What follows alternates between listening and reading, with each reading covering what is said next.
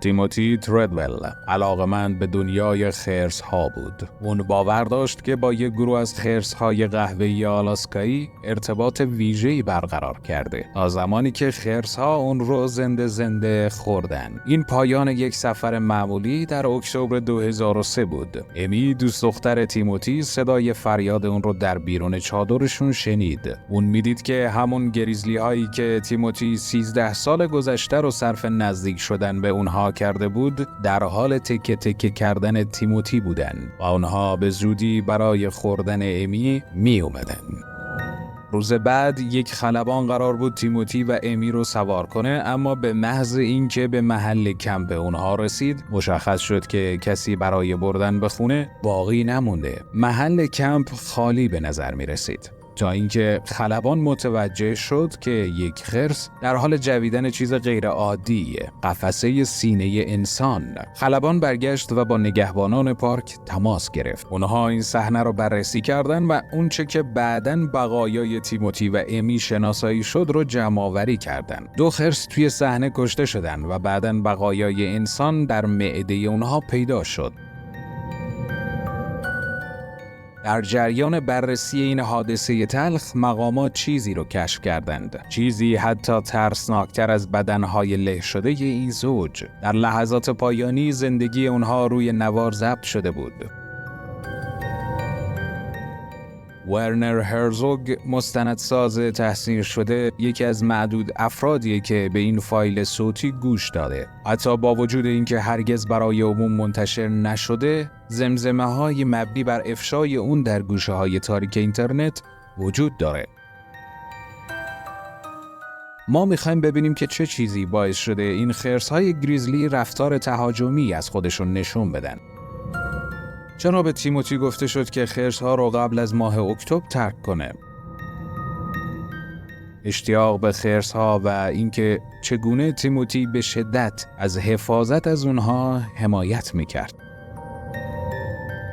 علناً در برابر تهدیداتی که با اونها مواجه بودن، چه واقعی و چه تخیلی صحبت میکردن.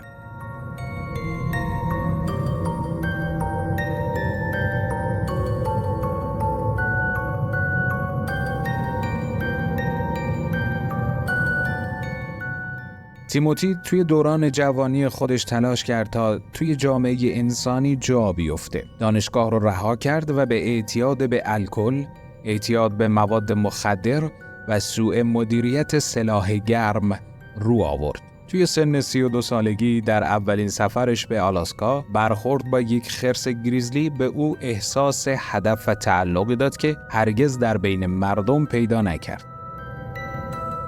اون احساس کرد که یکی از اونهاست و مواد مخدر رو ترک کرد و دیگه هرگز به سراغش نرفت. اون هر سال به اینجا می اومد و رویارویی با خرس‌های عظیم الجثه رو توی ویدیوهایی ثبت کرد که به زودی توجه رسانه‌ها و مقامات رو به خودش جلب کرد. اون معتقد بود که پیوند خاصی با خرس‌ها داره و بخشی از جامعه اونهاست.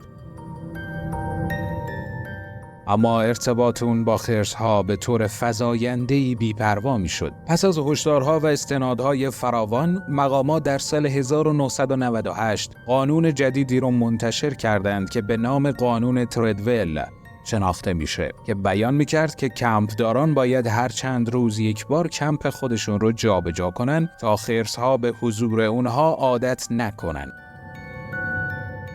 تیموتی مقررات پارک رو بی سر و صدا نپذیرفت. اون با کمک‌های مالی افراد مشهور هالیوود و حضور خودش در رسانه‌ها 13 تابستون رو در میان خرس‌ها سپری کرد و بر اساس مشاهداتش از خرس‌ها و تمایلش برای قرار گرفتن در گروه‌های اونها قوانین خودش رو تنظیم کرد. تیموتی برای سفر خودش توی سال 2003 از دوست دخترش امی دعوت کرد تا دنیای مخفی خرس‌ها رو به اون نشون بده که معتقد بود هیچ کس هرگز اون رو ندیده. در اوایل اکتبر سایر کمپ‌ها از پارک ملی کاتمای رفتن، چون توی اون زمان خرس‌ها تهاجمی تر شدن، اما تیموتی و امی تصمیم گرفتن بمونن.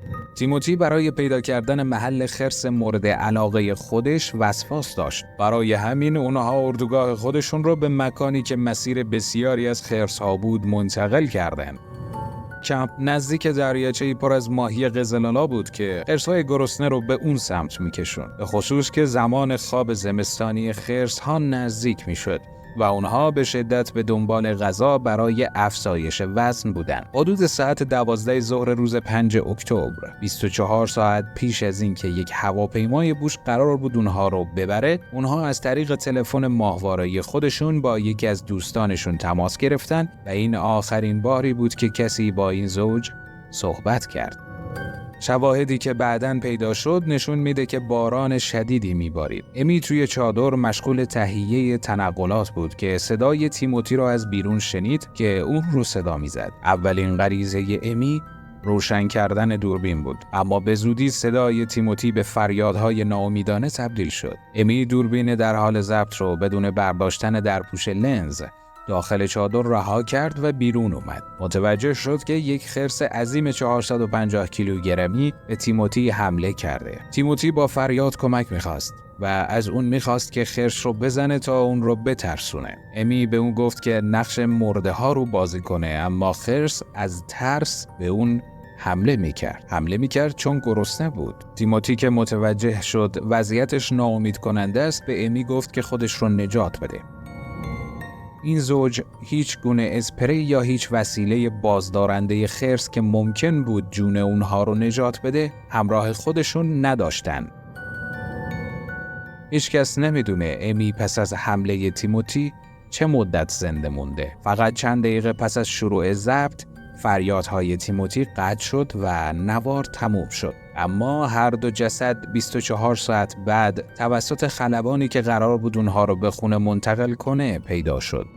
با وجود این، شایعاتی مبنی بر فاش شدن این فایل صوتی توی اینترنت سرازیر شد. روایت ما از این داستان واقعی بر اساس توضیحات ارائه شده توسط خدمات پارک ملی آمریکا در مورد این حادثه است. به گفته مقامات، این رفتار بدون ترس و بی احترامی طولانی مدت تیموتی به قوانین پارک بود که منجر به این اتفاق غم انگیز شد. مخصوصاً انتخاب اون برای چادر زدن توی منطقه شناخته شده خرس‌ها که نزدیک به منبع غذای اونها بود. با حضور خودش و نزدیک شدن به خرس‌ها و حتی لمس اونها باعث دسترسی راحت‌تر خرس‌ها به غذا شده بود. با وجود این داستان غم انگیز، آیا میدونستین که خرس‌های گریزلی کشنده ترین خرس‌ها نیستن؟ یک گونه وجود داره که بیش از هر گونه دیگه‌ای انسان‌ها رو میکشه و احتمالاً نمیتونید حدس بزنید که کدوم گونه است. کانال لنز پلاس رو دنبال کنید.